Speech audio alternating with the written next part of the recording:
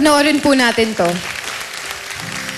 Marami ang nagimbal at nang hinayang sa sinapit ni Roel Cruz, 16 na taong gulang, nang ito ay paslangin sa harap mismo ng kanyang bahay sa Taguig.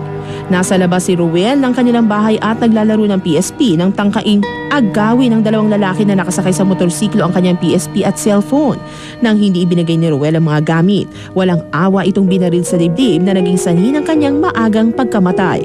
Noong March 27 ay nakatakda ng magtapos sa Signal Village National High School sa Taguig si Roel bilang first honorable mention ng kanilang batch. Ang pangarap na makapagtapos ng pag-aaral ang tanging paraan sana ni Roel para makatulong sa kanyang ina na si Aling Consolacion Cruz na isang OFW sa Cyprus. Puno ng paghihinagpi si Aling Consolacion dahil 2004 pa nang huli niyang makita at nayakap ang anak.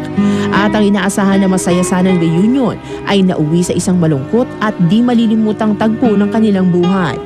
At noong Huwebes, inihatid na sa kanyang huling hantungan si Roel. Lahat ay naging emosyonal at umaasang makakamit ni Roel ang hustisya. Kaya Ninong, katulad po ng ibinili nyo sa amin, inimbitahan po namin ngayon ang pamilya ni Roel, sina Nanay Ching at saka yung ate po ni Roel na si Christine. Hello po, kumusta po kayo? Maraming salamat po. Kumusta? Kumusta po kayo? At yan po, ilang taon po ba kayo hindi mo nakakita yung anak mo? 7 taon po at saka 3 buwan. 7 taon at saka 3 buwan. Opo. Tapos nung nakita mo, patay na. Opo. Ang sakit naman. Nagtatrabaho ka, saan po kayo nagtatrabaho? Sa Cyprus po.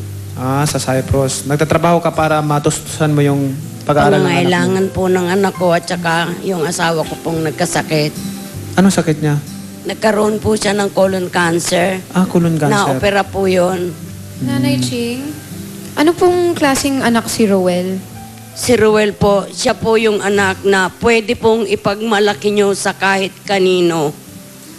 Na kahit po siya maghahakot po ng basura sa mga kapitbahay, nang sinabihan ko po siya, anak, hindi ka ba nahihiya? Ang sagot po sa akin ay, kung ikaw nga na nagkatulong sa ibang bansa, hindi ka nga nahiya, bakit ako mahihiya?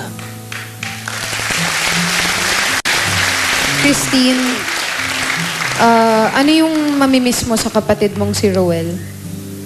Madami po kasi siya po yung bunso kong kapatid. Nung mawala po si mama, nung mag-abroad po siya, 9 years old pa lang po yan. Parang ako na po yung tumayong nanay niya. Nung nawala po siya sa harapan ko po mismo, masakit po sa akin kasi hindi ko po alam kung anong dapat kong gawin ng mga oras po na iyon. Ikaw ba yung nasa bahay nung nangyari Ako po yun? yung pagpasok niya po, ako po yung tinakbuhan niya, ako po yung yumakap sa kanya, yung mga huling salita niya po, ako sa akin niya po yung lahat sinabi. Nung mga time na po na yun, sabi ko pa, naginip ba to? Gisingin niyo nga ako. Kasi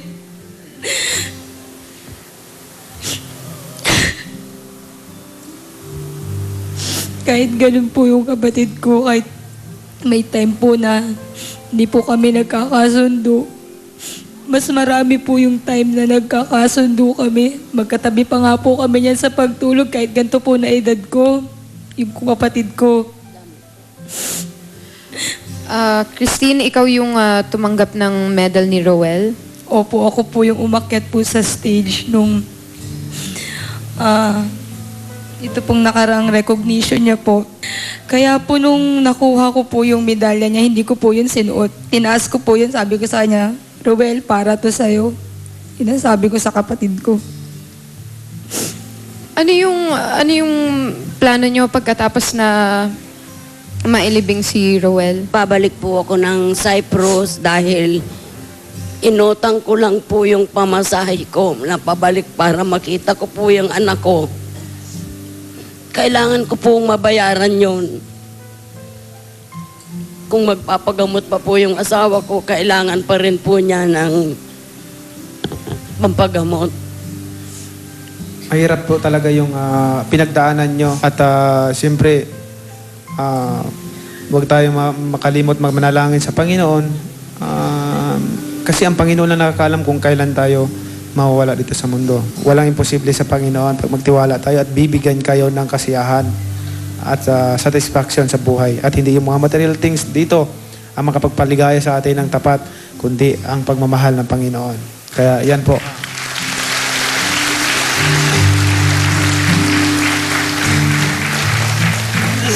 At ito po, tulong ko po sa inyo, ito 30,000 po yan.